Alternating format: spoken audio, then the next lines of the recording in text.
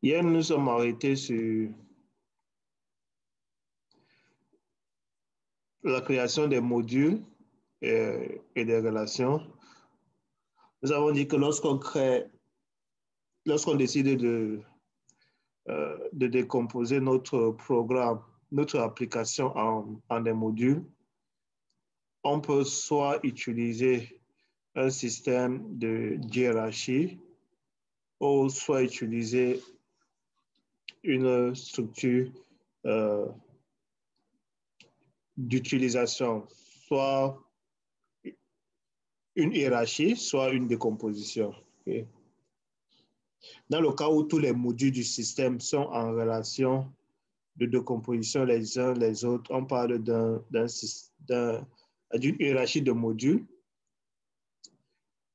Quand on décompose un système en modules, il faut décrire précisément les relations entre ces modules. Les deux modules M1 et M2 peuvent communiquer soit par une relation de décomposition, M1 est un sous-module de M2, soit par une relation d'utilisation. Donc, sur cette figure, si vous avez M1, M1 qui utilise M2, M2 qui utilise M4, vous avez M6 qui utilise également M1. Donc, ceci n'est pas, c'est pas une hiérarchie de modules parce que il n'y a pas de module principal. Okay? Il n'y a pas de module principal. Tout module peut utiliser un autre module. Ça, c'est la relation d'utilisation.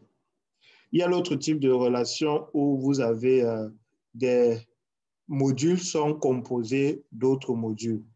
Par exemple, si M1 est composé de M11 et il est également composé de M12, les sous-modules ne communiquent pas directement entre eux, mais vous avez plutôt une structure de composition ici. Okay? Une structure de composition. Il doit avoir l'élément principal et puis chaque sous-élément. Et je disais hier que dans la réalité, vous avez plutôt la figure de gauche là, qui consiste à avoir une relation d'utilisation. Dans la plupart des cas, on n'a pas un module qui est considéré comme un module racine, mais chaque module participe d'une façon ou d'une autre à votre système. Donc, il n'y a pas de module racine. Dans l'approche, dans la réalité, c'est la relation d'utilisation qui est beaucoup utilisée. Dans l'architecture d'un système logiciel, vous pouvez définir votre architecture de deux façons. Il y a l'architecture physique et il y a l'architecture logique. Donc ça, c'est l'architecture logique décrit d'une manière symbolique et schématique les différents éléments d'un ou de plusieurs systèmes informatiques, leur interrelation et leur interaction. Donc, dans l'architecture logique fonctionnelle, on définit l'ensemble des composants logiciels. On définit la façon dont les composants du logiciel sont interconnectés. Donc, je ne parle pas des composants physiques, mais des composants logiciels. Il existe plusieurs types d'architecture. Vous pouvez avoir l'architecture en appel, ou bien l'architecture en couche, ou bien l'architecture centrée sur les données et l'architecture orientée objet. Il n'y a pas vraiment de ligne qui les sépare de façon distinctive. C'est-à-dire qu'il peut y avoir des situations où vous êtes en train de faire une approche en couche et puis vous utilisez une approche orientée objet. L'architecture en appel et retour, elle est basée sur le raffinement successif, également appelé décomposition fonctionnelle. Elle consiste à découper une fonctionnalité en sous-fonctionnalités qui sont également divisées en sous-fonctionnalités et ainsi de suite. Donc, un peu la notion de diviser pour rayer. Donc, on va prendre une fonctionnalité et la diviser en des sous-fonctionnalités jusqu'à implémenter la fonctionnalité la plus élémentaire. Okay. et ensuite on remonte. Donc, par exemple, vous souhaitez écrire une fonction et cette fonction-là fait appel à une sous-fonction. OK? Vous arrêtez l'écriture de cette fonction-là, vous commencez à écrire la fonction d'appel. Okay?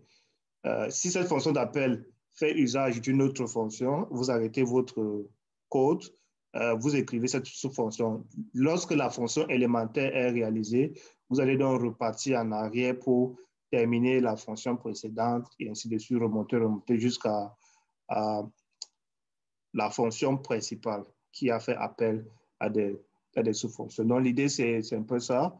On fait un raffinement successif. On divise. Donc, ça, c'est l'approche appel et retour. C'est une décomposition fonctionnelle. L'architecture en couche, ce style d'architecture est basé sur l'utilisation des bibliothèques. Une bibliothèque spécialisée utilise des bibliothèques moins spécialisées qui elles-mêmes utilisent des bibliothèques génériques. La division en couches consiste à regrouper les composants possédant une grande cohésion, c'est-à-dire une sémantique semblable au même niveau.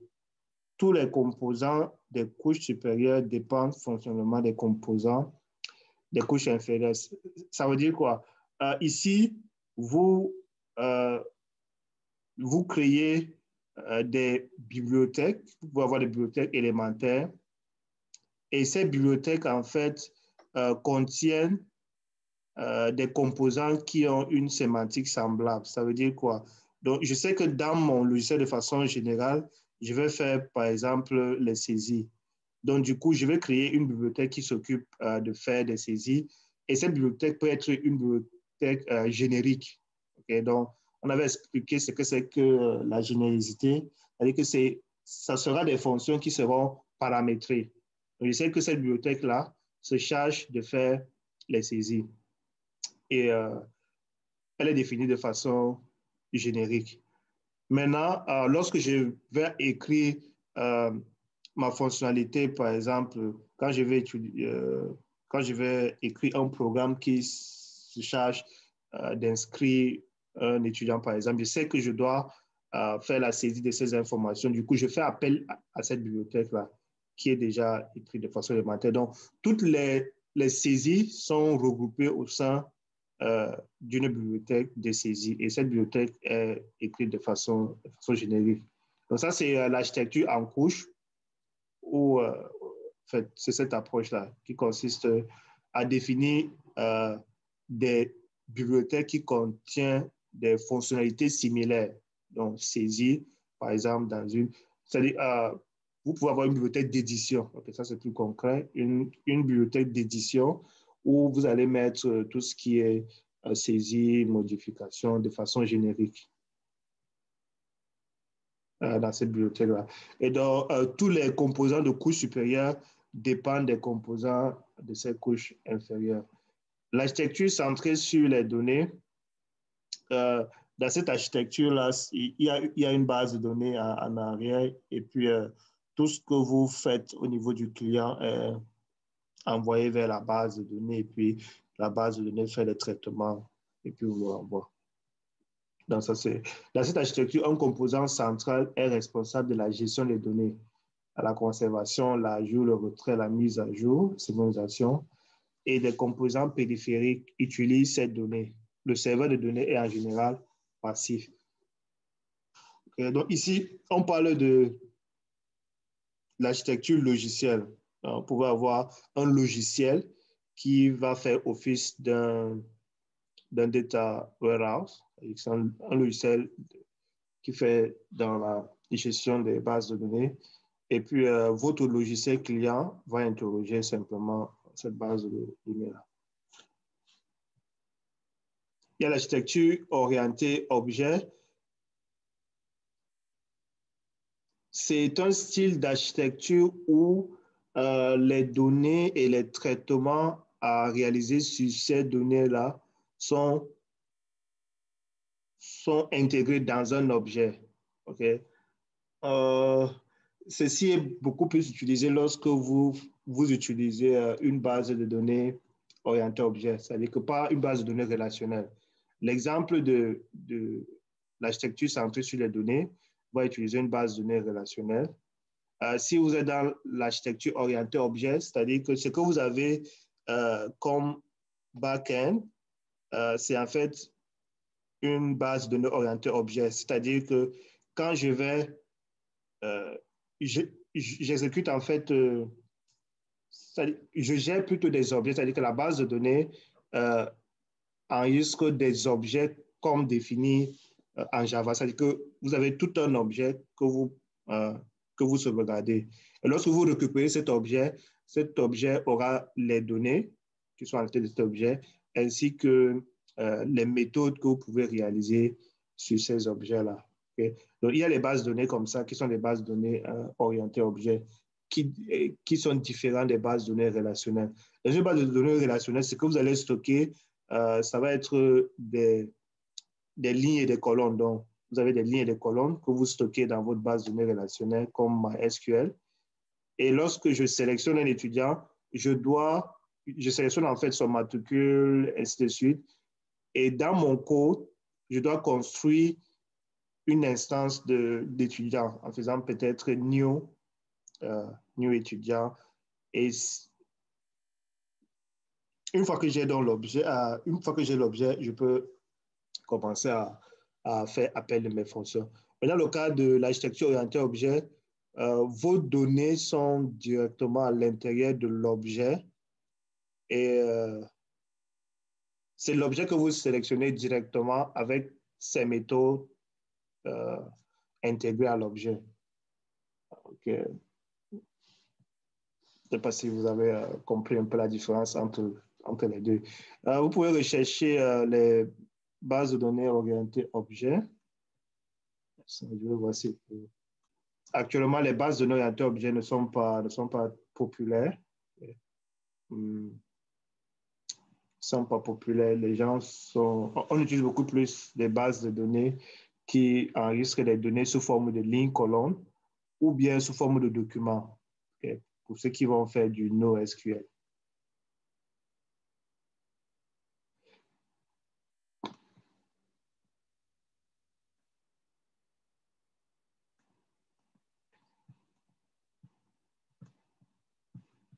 L'architecture physique, donc ça, c'était l'architecture logique. C'est-à-dire que quand on considère le logiciel, on peut avoir cette architecture-là. L'architecture physique euh, présente l'ensemble d'éléments, c'est-à-dire que le matériel et leur interaction. C'est-à-dire l'ensemble du matériel qui devra supporter le fonctionnement de votre logiciel. Donc, est défini grâce à l'architecture physique. On a l'architecture centralisée ou bien l'architecture un tiers. C'est où votre application, votre base de données, tout réside sur une seule machine. Donc, tout se trouve sur une seule machine. Votre setup est contenu dans un exécutable, dans un binaire. Vos données sont à l'intérieur de cet exécutable, ainsi de suite. Le système client-serveur, c'est une architecture à deux tiers. C'est une situation où vous avez le client se charge des traitements et votre serveur se charge de stocker les données, soit un serveur de base de données. Donc, lui se charge de stocker les données et votre machine va faire les traitements. Donc, s'il y a des algorithmes à exécuter sur ces données, c'est votre machine, côté client, qui se charge de faire cela. On appelle ce type d'architecture également des fat clients, c'est-à-dire que tout ce que votre client va, tout ce que la base de données fait, c'est sauvegarder les données sous forme de lignes et colonnes pour le cas d'une base de données relationnelle. Ensuite, lorsqu'il s'agira, par exemple, de trier, s'il faut trier une collection de données, la base de données va juste renvoyer la collection et c'est à votre code côté client d'exécuter un algorithme qui permet de trier votre programme. Okay. Donc, du coup, la partie client sera l'autre parce que c'est cette partie-là qui exécute le code. Tout ce que vous souhaitez faire est réalisé du côté client. Ça, c'est l'architecture 2 tiers. L'architecture 3 tiers, c'est une situation où, en plus de la base de données, vous avez une autre couche qui est chargée de traiter les requêtes, qui est chargée de traiter, d'exécuter les algorithmes. Et tout ce que votre client fait, votre client affiche simplement ces données. C'est l'architecture qui est employée par les sites web, okay? Par les sites web. Parce que votre navigateur HTML, votre navigateur affiche simplement du code HTML. C'est vrai qu'il exécute quelques instructions basiques de JavaScript, mais le gros travail est en fait réalisé par un serveur distant. Donc, en plus de la base de données qui est sauvegardée et qui exécute des requêtes, lorsqu'on récupère ces requêtes-là, un traitement est réalisé sur une machine distante et tout ce que votre navigateur fait, il affiche. Donc, le navigateur est un client léger puisqu'il affiche simplement le traitement qui a été effectué. Si vous prenez par exemple votre page Facebook, lorsque vous soumettez vos photos, les photos peuvent peser. Parfois, la photo que vous soumettez subit un traitement. On réduit parfois la taille de la photo. Ou bien si vous avez, comment on appelle ça, il y a souvent des étiquettes là qu'on met souvent sur des photos, ainsi de suite. Donc, ce n'est pas votre navigateur qui exécute ce code-là. Chaque fois que vous demandez votre page Facebook, lorsqu'on récupère vos informations de la BD, on effectue quelques traitements là. Soit on réduit la photo. Si la photo est à présenter sur votre profil, est-ce qu'il faut réduire la photo, mieux la centrer, et ainsi de suite. Donc, si la photo doit être présentée sur la liste de vos messages, vous voyez qu'on utilise souvent une photo de petite taille. Okay? Donc, la couche intermédiaire là, va faire un traitement sur cette photo-là et puis vous renvoyez. Et tout ce que votre navigateur fait, il affiche simplement. Donc, ça, c'est une architecture à 3 tiers où les traitements sont réalisés par une autre machine.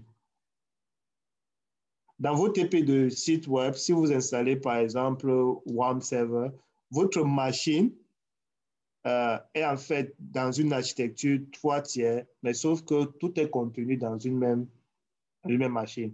Parce que votre SGBD est sur la même machine. Le SGBD va utiliser les ressources de la même machine. Et quand vous allez écrire votre code PHP, le code PHP est en fait cette couche-là qui s'occupe de faire les traitements. Là, ça va être une architecture, la partie serveur d'application. Et ensuite, vous avez votre navigateur. On ne nous entend plus, on ne nous entend plus. Oui, la connexion était partie. Je viens juste de me reconnecter là.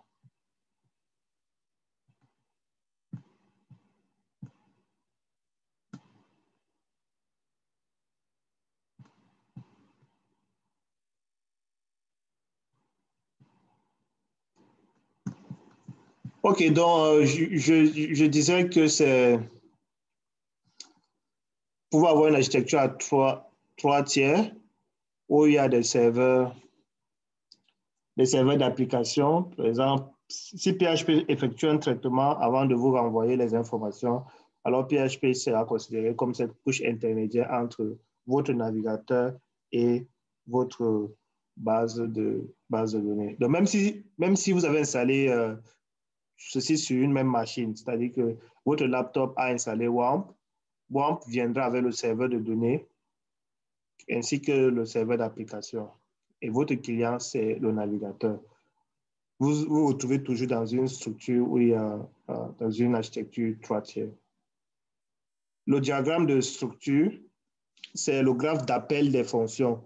Donc, il est possible de représenter les différents les appels que vous allez réaliser dans votre logiciel en utilisant ce diagramme appelé structure chart.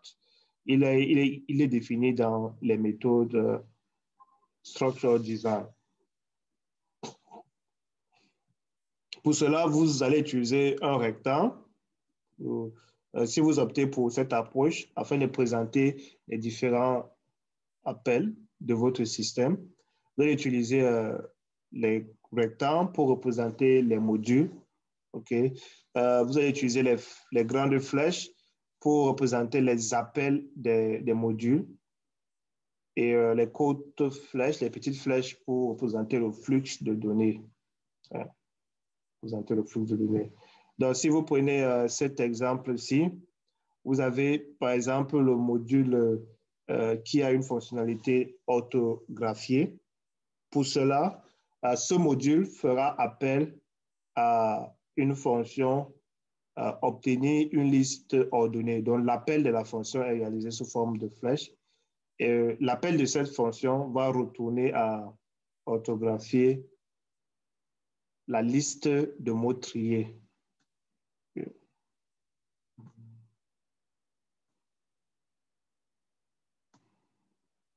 OK, je peux faire ça.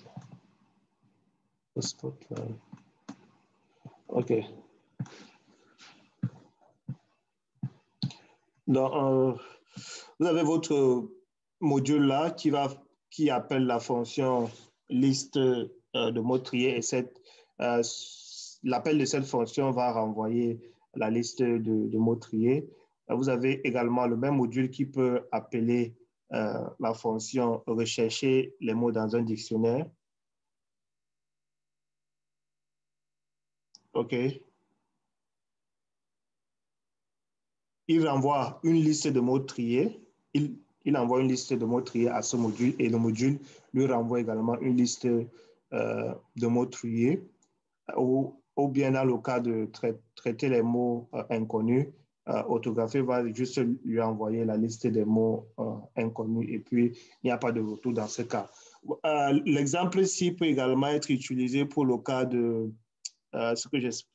l'exemple que j'avais donné dans les séances précédentes, où vous avez, par exemple, le module gestion des étudiants et vous avez le module de la caisse. Alors, comment représenter le flux d'informations, c'est-à-dire que comment représenter l'échange, les appels des fonctions entre ces deux modules. Quelle est l'information qui est envoyée du module client du module étudiant vers le module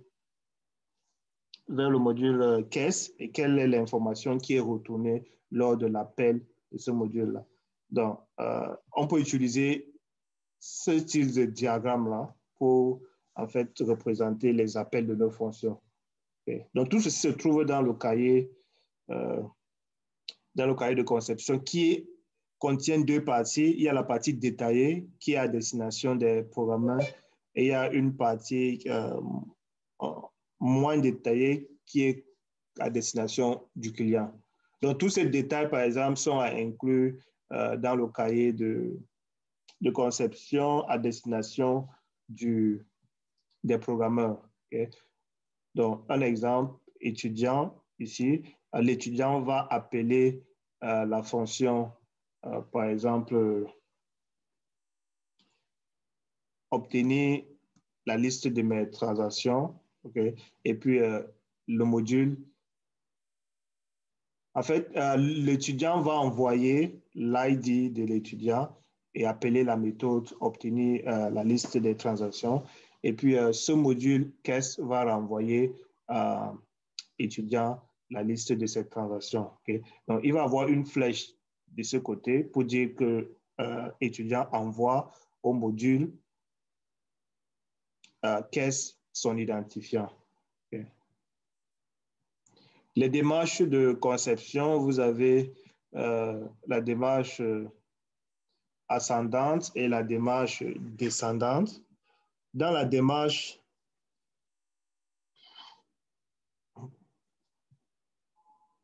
descendante, on va identifier les sous-systèmes.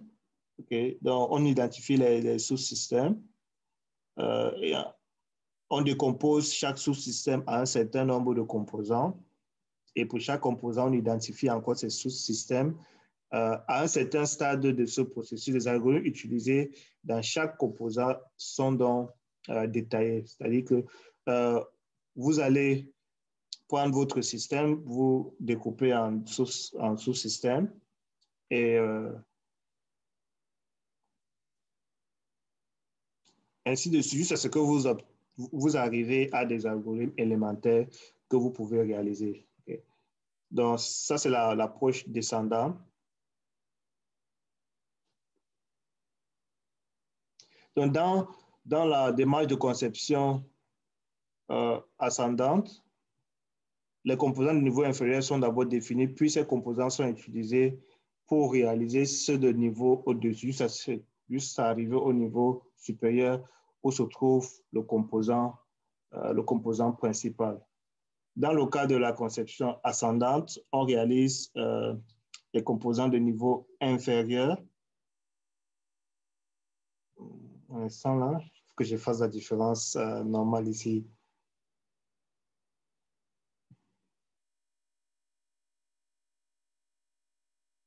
Okay, il est important de considérer ces deux démarches de conception ascendante et descendante en rapport avec les modèles de développement. Par exemple, le modèle de développement par incrément va plutôt utiliser une démarche de conception ascendante, alors que le modèle en V mettra en œuvre typiquement une approche descendante. OK, donc l'approche ascendante dit qu'il faut en fait identifier quel est le noyau, l'élément élémentaire. Vous réalisez cet élément élémentaire-là. Ensuite, vous l'intégrez dans l'élément qui est au-dessus. OK, si l'on prend l'exemple d'une inscription,